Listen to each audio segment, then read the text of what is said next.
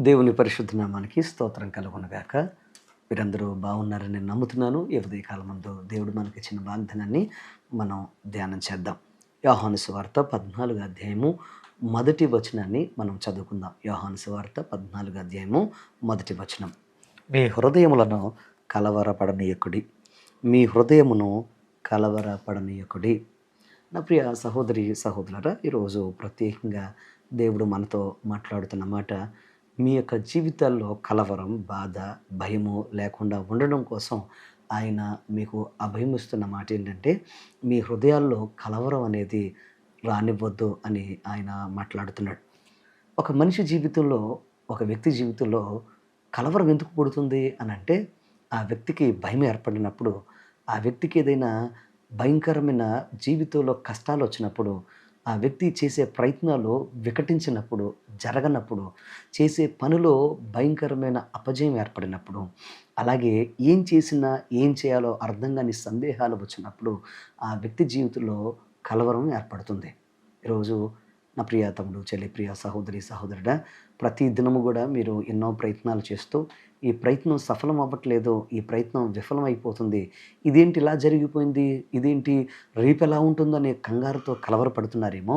అందుకోసమే ప్రభువు మీకు తెలియజేస్తున్న విషయం ఏంటంటే, మీరు ఎంత మాత్రము కలవరపడొద్దని మీకు మనవి చేస్తున్నాడు.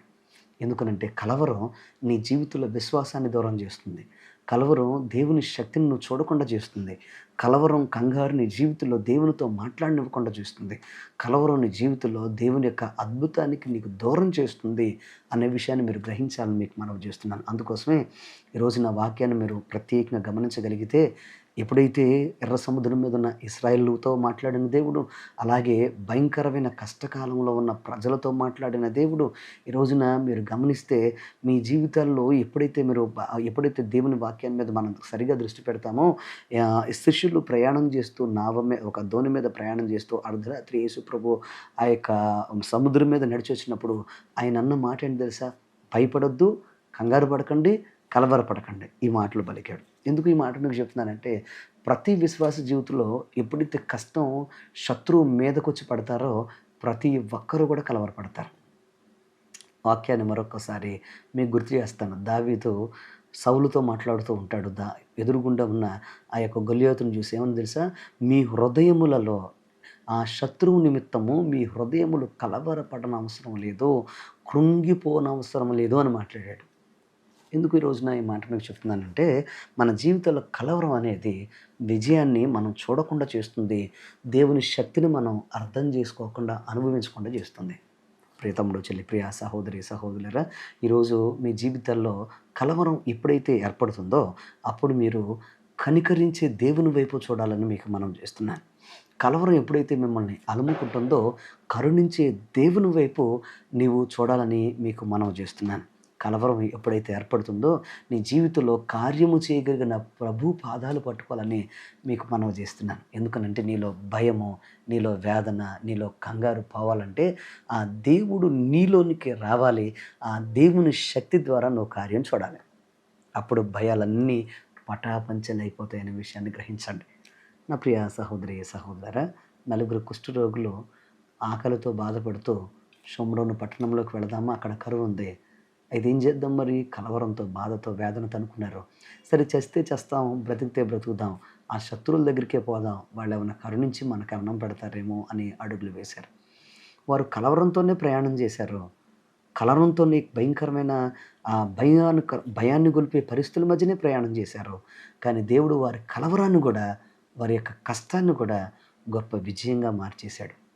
ఈరోజు మీ జీవితంలో కూడా ఎన్నో అపజయాలు, బాధలు, కష్టాలు మీరు పట్టుకొని నడుస్తున్నారేమో, క్యారీ చేస్తూ నడుస్తున్నారేమో.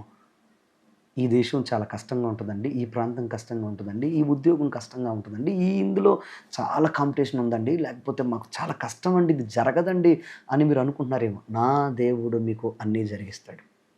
ఆయనకి ఏమైనా చేయగలిగిన అద్భుతమైన శక్తి ఉందని మీరు మర్చిపోవద్దని మీకు మనవి చేస్తున్నాను. సో, ఆయనకు అనుకూలంగా, ఆయనకిష్టమయ్యేటట్లుగా మీరు ప్రవర్తించగలిగితే, ప్రార్థించగలిగితే, మీ జీవితంలో ఆయన అద్భుతం చేసే గొప్ప తండ్రని మీరు మర్చిపోవద్దని మీకు మనవి చేస్తున్నాను.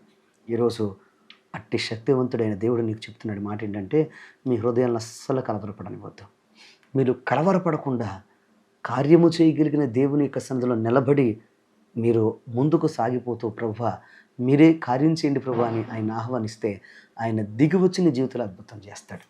సో అటువంటి అద్భుత కార్యము ఈరోజే నీ జీవితంలో ఆయన జరిగించునుగాక. ఆమేన్. ప్రార్థన చేసుకుందాం. ఈ దినమందు విజయం కోసం అలాగే అద్భుతం కోసం నాతో ప్రార్థనలు ఏకీభవించాలని మీకు మనవి చేస్తున్నాను.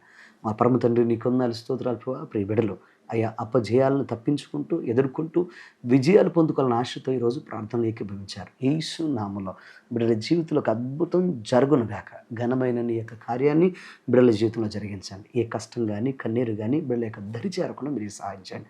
కృపగలిగిన తండ్రి, ఈరోజు ఎంతమంది అయితే ఇబ్బందికరమైన పరిస్థితుల మధ్యన అయా కంగారుతో, కలవరంతో, ఏడ్పుతో, బాధతో, చింతతో నలిగిపోయినారో, కుంగిపోయినారో, ఇది జరగదేమో, మా జీవితాల్లో మేము తప్పించుకోలేమేమో, మా బ్రతుకులో మేము ఫలింపు పొందలేనేమో అనే బాధతో వేదన పడుతూ ఉంటే యేసు నామములో ఇప్పుడు వీరి జీవితంలో ఒక అద్భుతం జరుగునుగాక.